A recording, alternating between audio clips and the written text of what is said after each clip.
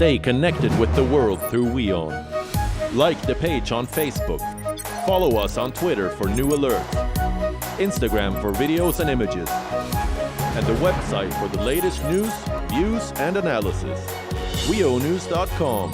World is one.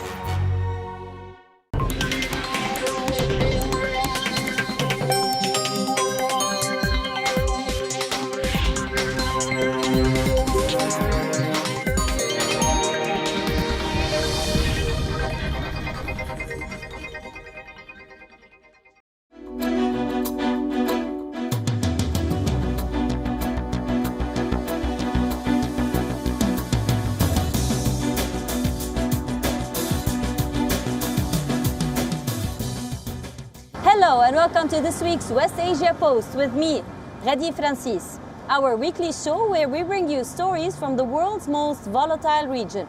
It has been just a week in the White House and Joe Biden is already facing a tough call in West Asia. Moscow and Tehran are calling for a rescue of the nuclear deal, while Israel has warned the United States against rejoining it. In our next report, we will explore what could be the future of the 2015 nuclear deal.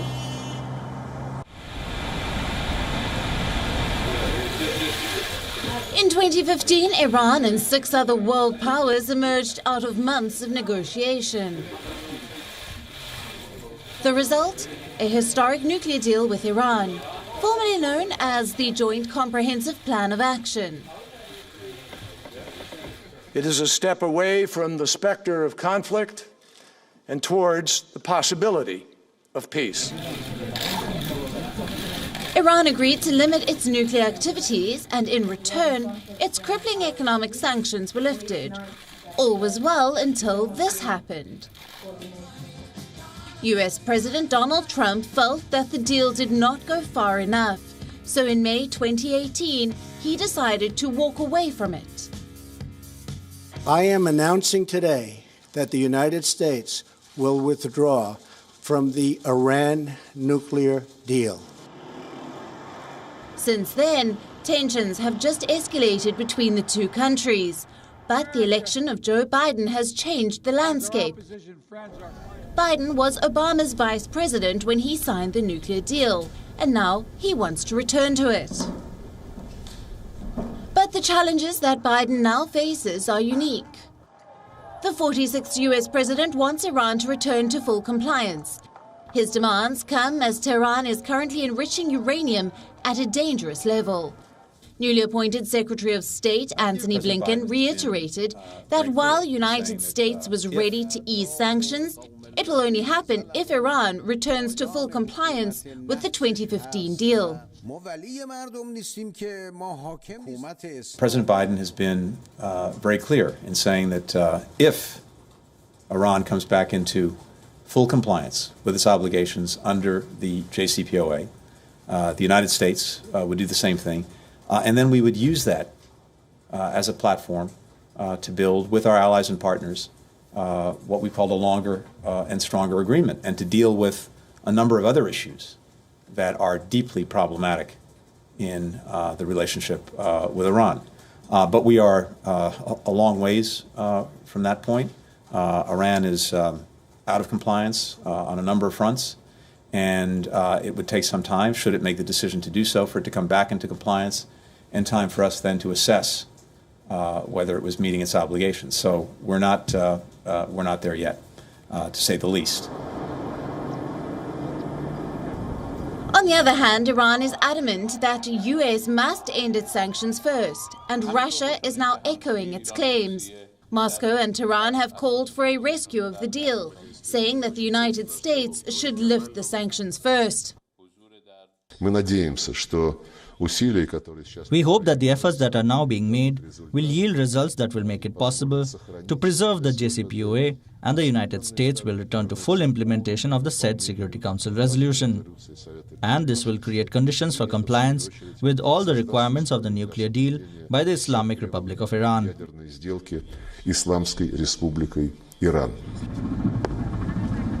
But that's not the end of Biden's problem. Israel has now warned US against rejoining the deal. It said that any US return to the 2015 nuclear accord would be wrong, and that Israel is refreshing its operational plans against Iran.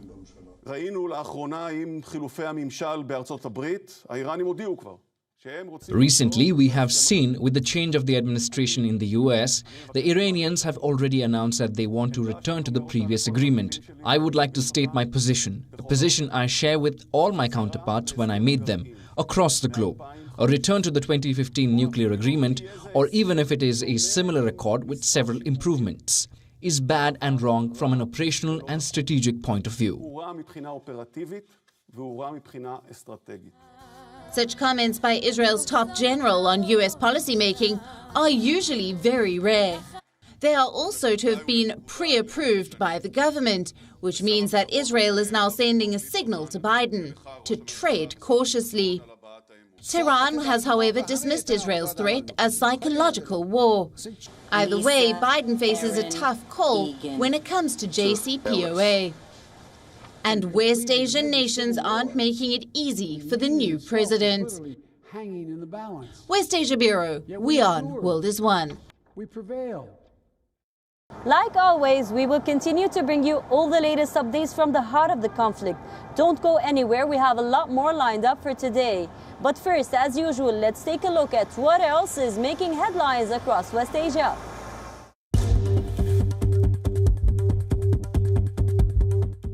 A loud explosion shook Riyadh just days after the kingdom intercepted a projectile fired over the Saudi capital. This comes as Saudi Arabia has been under repeated missile or drone attacks from Houthi rebels in neighboring Yemen.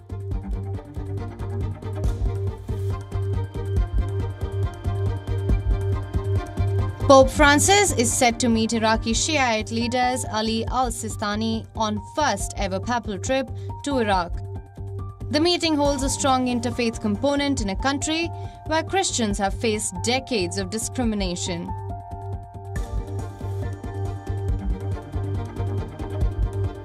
Saudi Arabia's Crown Prince Mohammed bin Salman says that Saudi Aramco will sell more shares in a bid to bolster the country's main sovereign wealth fund. The state-owned oil giant had completed the world's largest initial public offering in late 2019.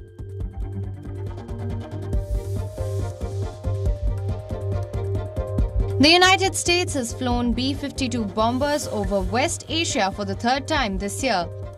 The US Central Command called it a successful presence patrol in the region. This flyover is also the first since US President Joe Biden took office on January 20th.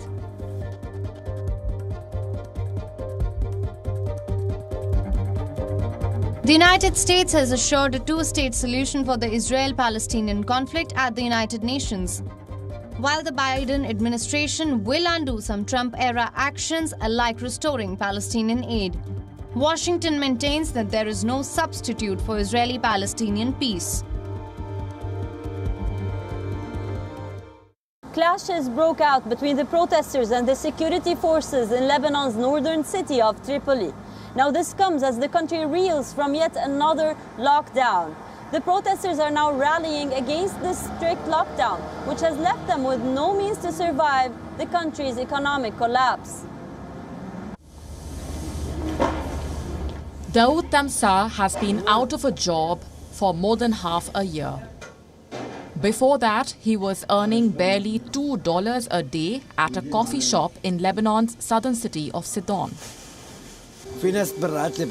Some people donated food, others gave us milk and diapers for my child, and some people promised to fix the house, get me a fridge. Lockdowns in Lebanon have piled pressure on an already broken economy. A strict 24-hour lockdown has been in force since the 11th of January. This after a spike in COVID-19 cases brought Lebanon's medical system to its knees. Initially, the curfew brought an eerie quiet to the streets of most cities, but Lebanon's Tripoli is now in a state of chaos.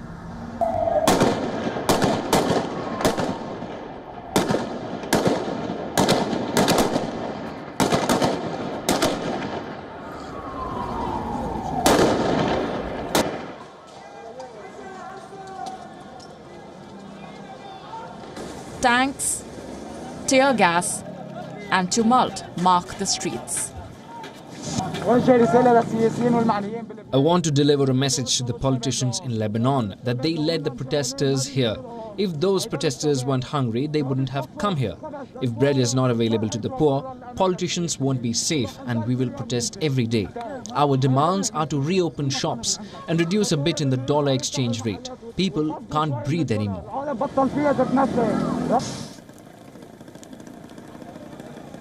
Tripoli is one of the poorest areas of Lebanon. Some people here fear poverty more than the pandemic. I went down to protest, to fight those in power, because they did not give us any of our rights. Today, if I want to go to the pharmacy to buy some medicine for my children and don't find Panadol, this is by itself a catastrophe.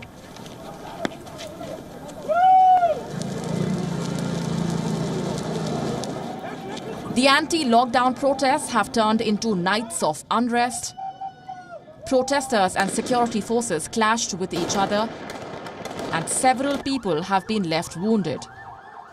One of the protesters was also killed during one such clash. Earlier on Thursday, a funeral was held for Omar Teba. The 30-year-old is said to have been hit by a bullet during an overnight protest. What led to Tripoli to its current situation is that all other cities became richer over the expense of Tripoli. We have no place to go to, we have no education, nor the tourist attractions. Everyone else protests without getting shot. Why are we deprived to this extent? In all cases, the people have erupted. In the latest set of violent clashes, protesters tried to storm the northern city's government building.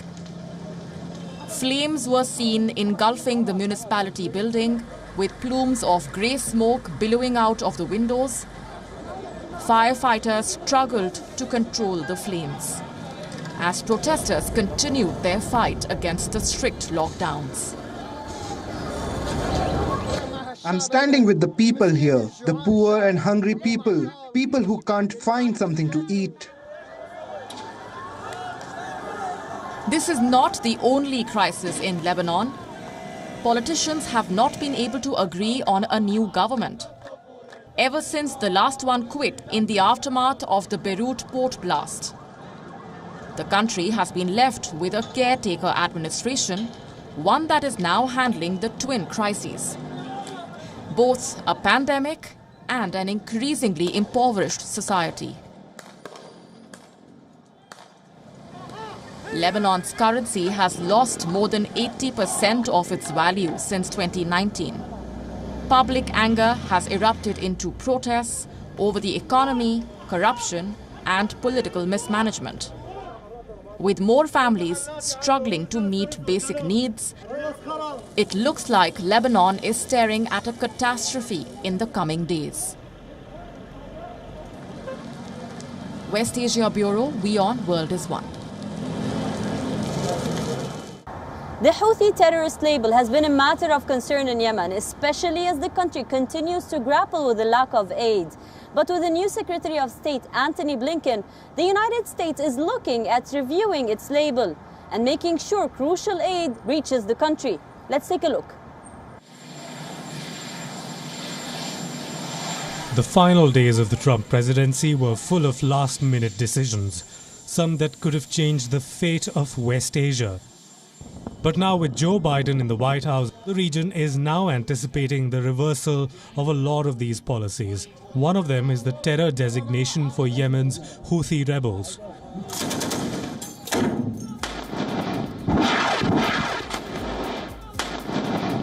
The Houthis are officially known as Ansar Allah. The group joined a wider national uprising in Yemen in 2011. It later stormed Yemen's capital of Sana'a in 2014. They ended up ousting the Saudi-led coalition government and prompted President Abdurabu Mansur Hadi to flee, while they receive widespread support from Iran. It is not clear how deep that relationship goes. The Houthis currently have thousands of fighters under their control. even after several years of stalemate. Houthis maintain their hold on Sana'a and most big urban centers. For many in Yemen, the Houthis are de facto authority, which is why this decision was even more controversial. Both Republicans and Democrats condemned it. The United Nations asked for a reversal of the decision, and international aid groups swiftly denounced the move. This is because the Houthi designation spells more trouble for Yemen. Yemen is undergoing what's described as the worst humanitarian crisis in the world.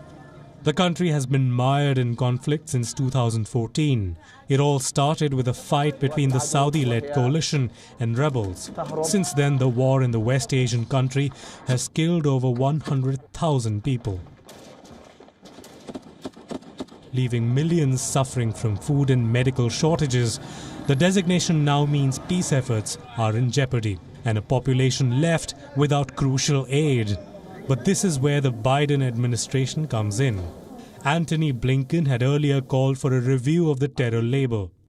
My concern, deep concern about the designation that was made, is that, at least on its surface, it seems to achieve nothing particularly practical in advancing the efforts against the Houthis and to bring them back to the negotiating table, while making it even more difficult than it already is to provide humanitarian assistance to people who desperately need it.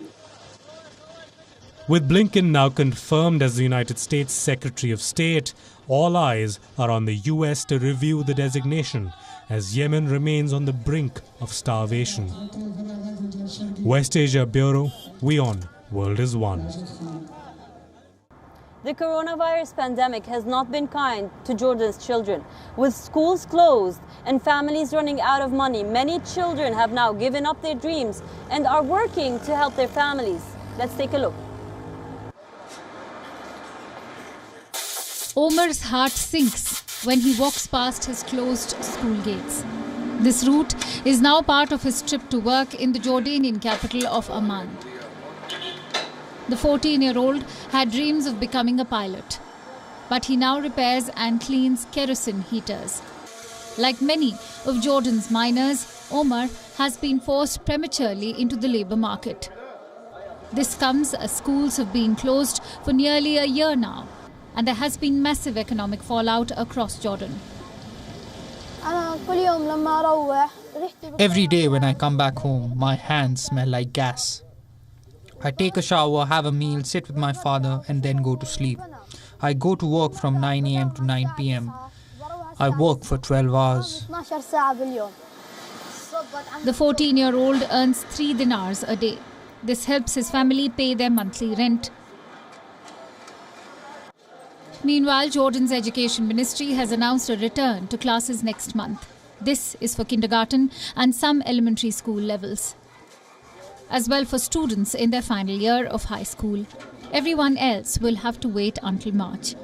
This comes as UNICEF believes that many Jordanian children had been forced into work since the pandemic began. This despite being forbidden to employ those under 16 in the country. Some 76,000 children were already working in Jordan. We have a sense that with the COVID crisis, the numbers are getting worse, unfortunately. It's at this point we can't provide figures for it, but anecdotally, when we speak to people, when we see children, we are concerned that the numbers are increasing. And it would seem logical that they would be increased because we know that the levels of poverty are increasing.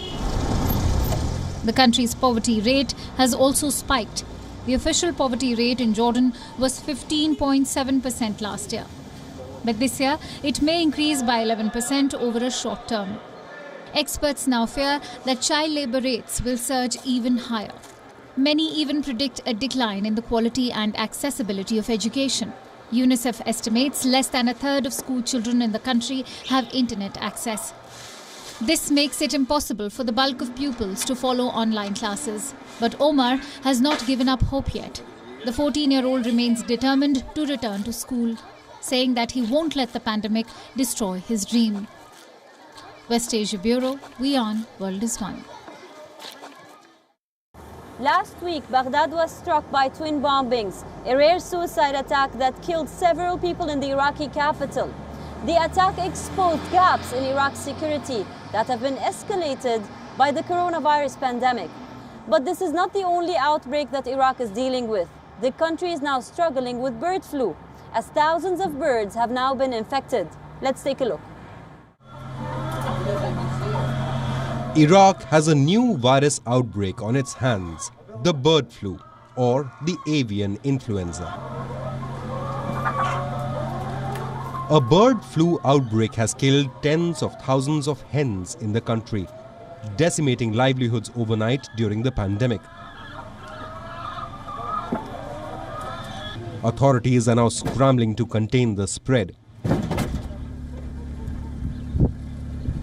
In a town north of Iraq's capital, coops have turned into graveyards. Masked workers were seen stepping around a few live hens, picking out the dead birds lying on their sides. Many of them were tossed into the back of a truck. We are the co-op owners in Samara. 3 days ago, our co-ops contracted the bird flu disease. We lost thousands of chicken, nearly 190,000. We went to the agriculture ministry and they did not find us a cure for this disease. Right now the chicken are dying and we can't do anything for them. The coops have been surrounded by makeshift trenches so that the infected chickens don't escape. The outbreak started in the northern province of Salahuddin. According to the governor, at least 60,000 chickens had contracted it. But farmers say that the numbers are far higher. And authorities are struggling to support all the coops. Iraq's agriculture ministry says that the chickens had been contaminated by wild foreign fowl. In the area of Tilal Alij, near the town of Samara, there are 19 coops with a total number of 190,000 chickens. They were all decimated. We went to the health ministry and they didn't give us anything. The vaccine H5 is not available, so the chicken are just left to die.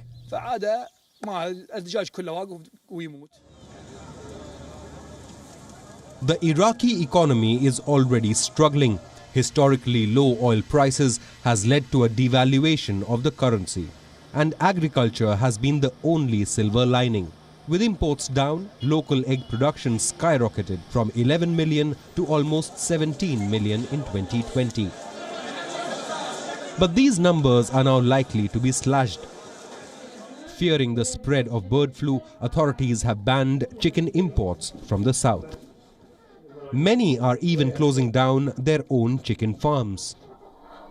The new bird flu outbreak is a dual crisis for Iraq's farmers as they struggle to recover from the coronavirus pandemic. West Asia Bureau, WION World is One. Desert off-road in Qatar is a man's world inside a man's world, but a trailblazing woman has shaken up the status quo. She is breaking into the world of Qatar's desert off-road. Our next report brings you her story. Who is doing the countdown? I think we're leaving for a few minutes. As soon as my tires touched the sand, I fell in love with the desert.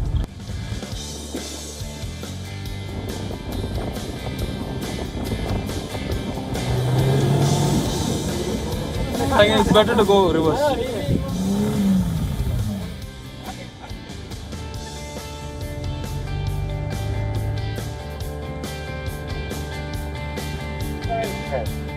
I get a lot of surprised looks when they see it's a woman behind the wheel doing this. And especially when I'm doing everything myself, deflating the tires, putting up the flag, they enjoy seeing this.